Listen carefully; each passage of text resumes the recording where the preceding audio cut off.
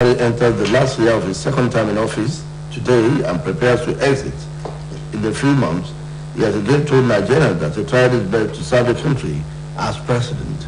In his New Year message, which he used to sum up the achievements of his administration in the last 7.5 years, and also highlight action plan for the remainder of the time in office, the president said he welcomed both accolades and criticism of his performance by all, while rolling out plans to be executed in the remaining 5 months of his administration.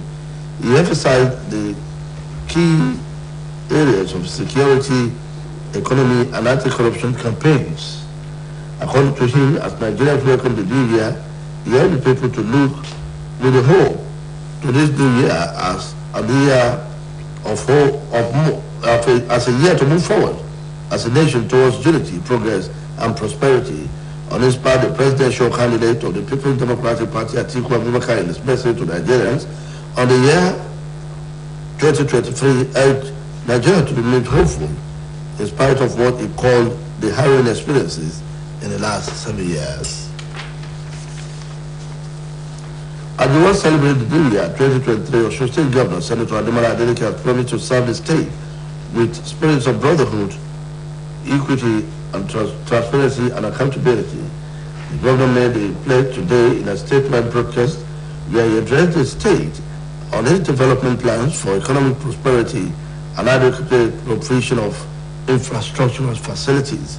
According to the governor, Osun State has gone through a series of major events, including the governorship election that produces leadership with change of government in the last 1 year. Senator Adeleke used the occasion to highlight some giant strides made by his administration and the plans going forward. He speaks. Has created a strong working relationship among the 3 arms of government. We have forged a common understanding to put the interests of the state at the forefront of everything we do. Combined effort, mutual support, and impactful governance are hallmarks that have been accepted by all as a path to progress in the best interest of the state. Within the same 1 month, our administration is focused on delivering on its first 100 days in office program. I have visited several schools, health centers, and other public infrastructure. These inspections have strengthened our pre-election data.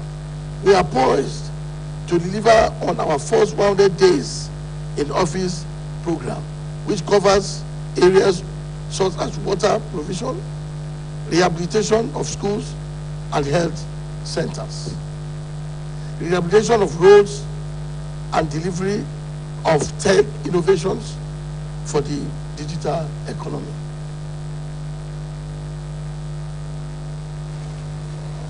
Senator Adeleke used the occasion to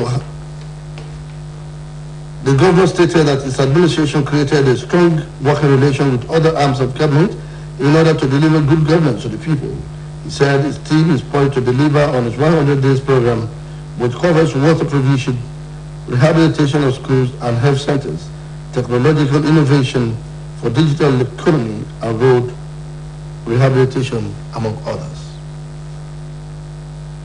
We need to use this occasion to seek the full support of Osun indigents, home and abroad.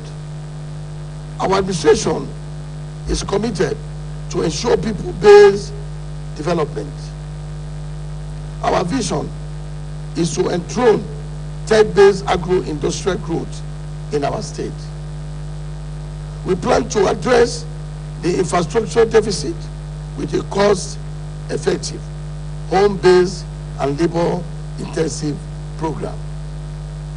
To our people in the diaspora, we are opening up the state for partnership in education, health, trade, investment, and tech innovations.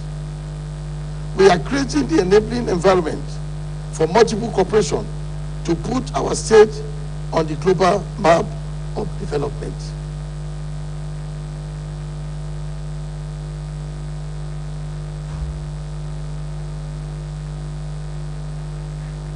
Nigerians have been charged to refrain from sin and seek for the face of God in order to allow for divine restoration of the lost glory of the country.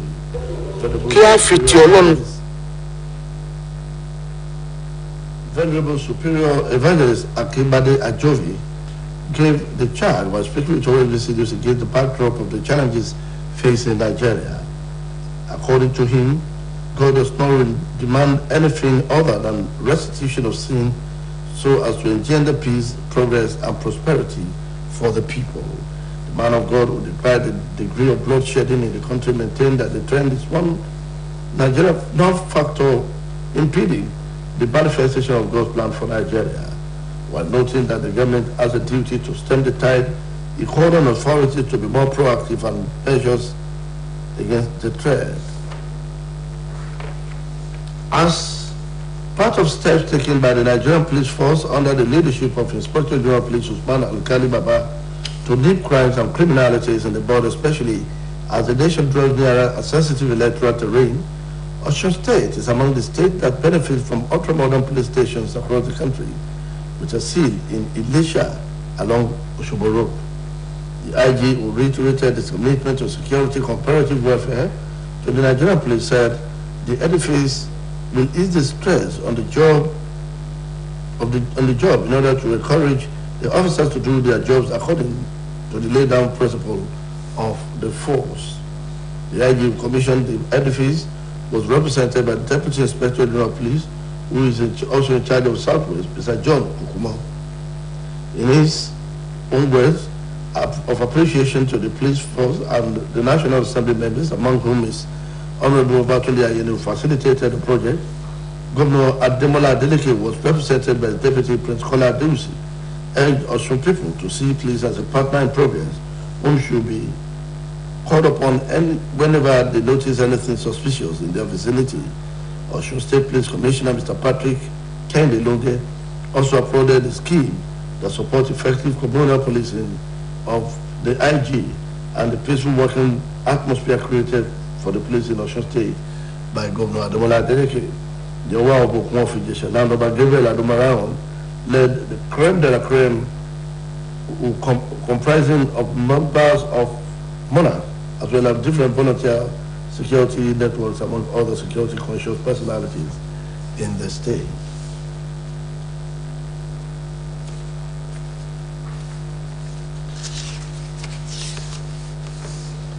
The two boys, Oyedeji Abdul Ghaffar and Oyedeji Abdul Salam, whose photographs appear on your screen, have been declared missing.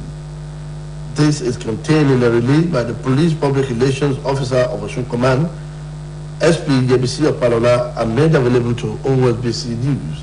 According to the release, the two boys, who are aged 14 and 11 years respectively, left their home at Bolaji of Bishaki's Close at Jabubake Ferry area of Osogbo 14th of last month to unknown destination and have not returned.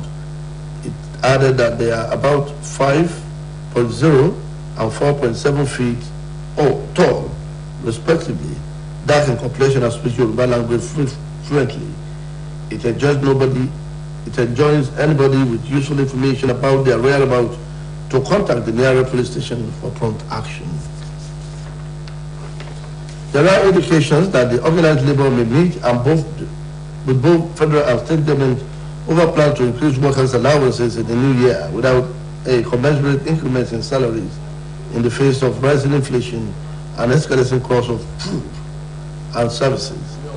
The Minister of Labor and Employment, Dr. Chris Igigi, addressed the hope of public and civil servants by saying the Presidential Committee on Salaries was carrying out a review of the existing salary structure and was expected to come up with salary adjustment early this year to cushion the effect of high inflation rate in the country.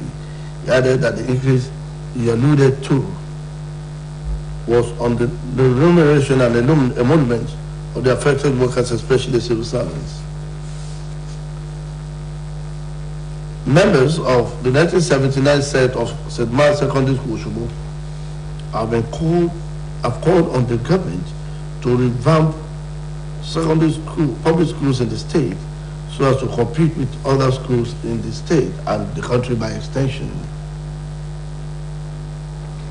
The association, according to the executive, is set up to keep members abreast of the happenings affecting members and to empower themselves. When speaking at the event, the president of the 1979 Club of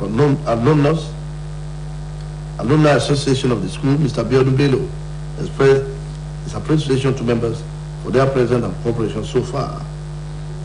The union featured election of new officers, where Mr. Biodun Bello was re-elected as the president of the SEC.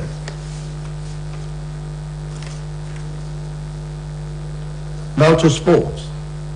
Napoli has nominated Victor Osimhen's goal celebration among the best for 2022.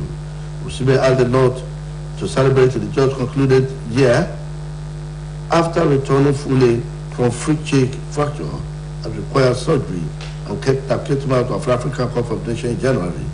The former Wolfsburg star currently sits atop the league scorers chart as his 9 goals are equaled or bettered by no other.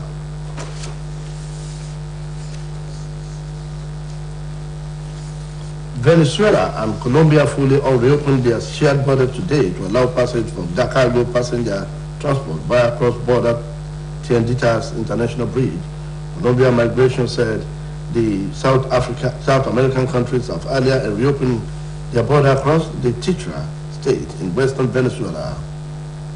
The commercial exchange between the two countries is worth about $580 million, according to official data from Colombia. That ends the evening news on Osbc TV. Please join us at 7 for the headline. Good evening.